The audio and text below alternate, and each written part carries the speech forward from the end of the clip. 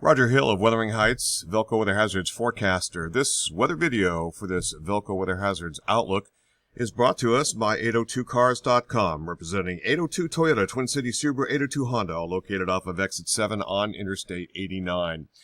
A lot of cloud cover this morning, some showers that worked on through, one or two very isolated lightning strikes.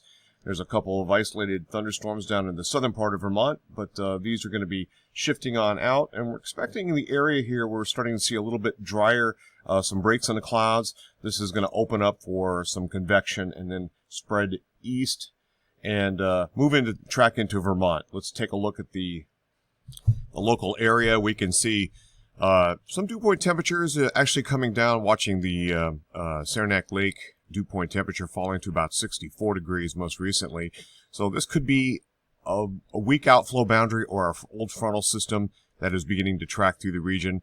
That suppresses the convection, provided we get into some much needed sunshine to pop this, and that's what's basically trying to happen. Now there's better openings right now in the clouds, and so this is heating up the land. So even central and southern Vermont will attain some shower and thunderstorm activity. It looks like the worst of it, however, is going to be probably across the southern one half of the state of Vermont. Looking at the broader picture across the United States, we can see a considerable amount of cloud cover and a lot of moisture that's been streaming up. This is a trough of lower pressure here, a ridge of higher pressure, another trough back over toward western Montana, and a deeper trough along the western coast, which has been cooling those temperatures. Speaking of which, temperatures look like this, the warmest across southern parts of New England.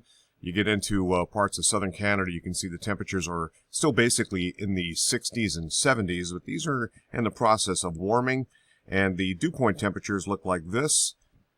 So we have some pretty moist conditions here with dew points getting up close to 70 degrees, maybe exceeding 70 in some southern Vermont locations, and hence locally heavy downpours, a lot of moisture-loaded atmosphere here for tropical downpours. Also want to call your attention, this is the makings of what will be potentially Tropical Storm Hana. It does look like it wants to spin up into a tropical storm. Right now, Tropical Depression number 8 looks like it's going to be headed toward the South Texas coast and a little bit of an arc to the left southbound. But no worries and no issues in terms of our neck of the woods here. We have a more important tropical system. This is a Tropical Storm Gonzalo. It's going to be taking a track, probably spin up as a hurricane a little bit later today, and taking a track south of the main Central Antilles and then into the Southern Caribbean Basin. No issues for the East Coast, so no worries there. Let's take a look at the European model incrementals. So on this Thursday morning and into this Thursday afternoon, we're looking at showers and thunderstorms across the region. And it does look like by 03Z, that's about 11 o'clock this evening, things are pretty much finished up and moving on out. Now, high pressure builds in for what should be a fine day on Friday, and this will continue over the weekend, so we're going to run through that fairly quickly here.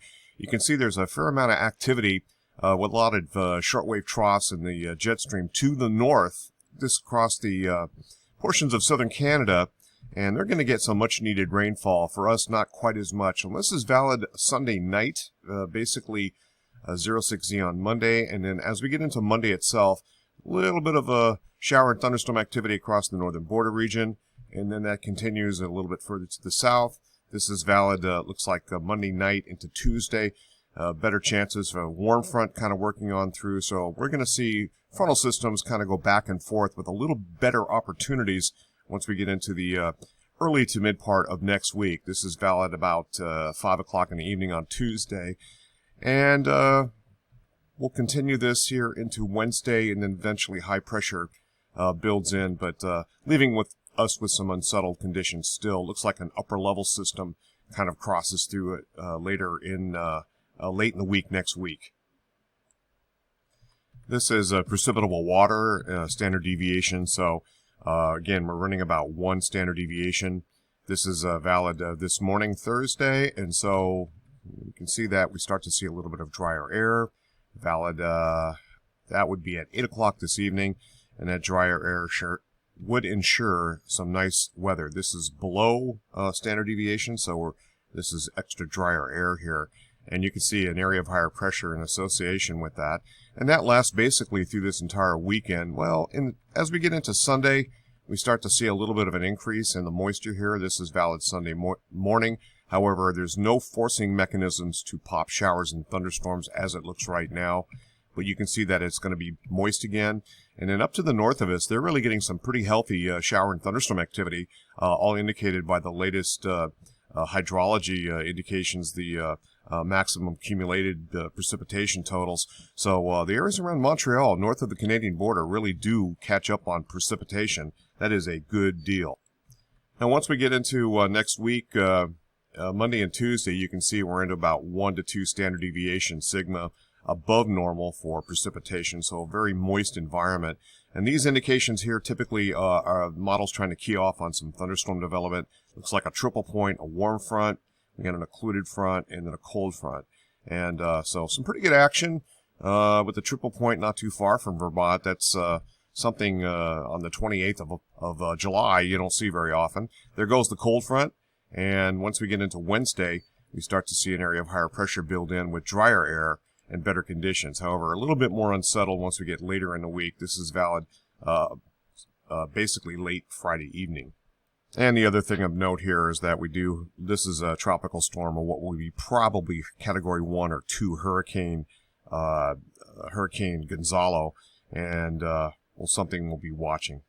Okay, looking at the GFS and Canadian Ensemble, we have fairly good agreement. This is 3-hourly quantitative precipitation, so this is the shower and thunderstorm activity that's going to be moving through today. This is centered on Montpelier, Vermont, and we have nice agreement here with drying out through this entire weekend. And then we get into Monday and Tuesday's convection. You can see that now. The total amounts of precipitation look like this. Basically, we've had about close to about a half an inch, and then not a whole lot, and then we start to step ladder that up slowly.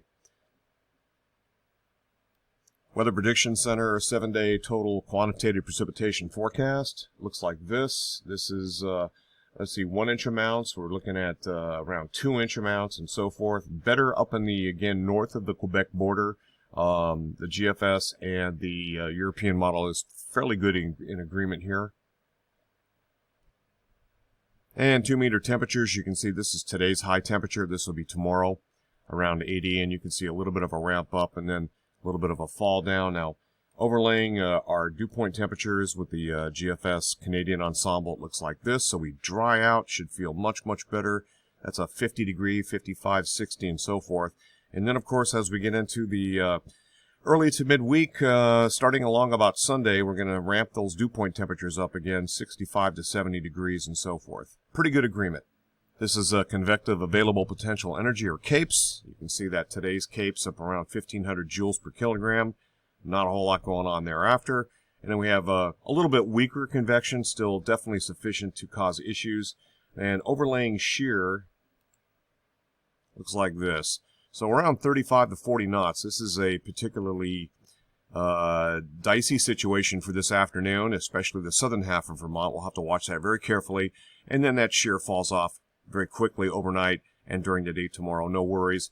And it looks like we do build up the shear a little bit back to 35 to 40 knots. That's going to happen as we get into the mid to late part of next week, back when convection does return. So we'll have some issues there, but that's a long ways around the corner.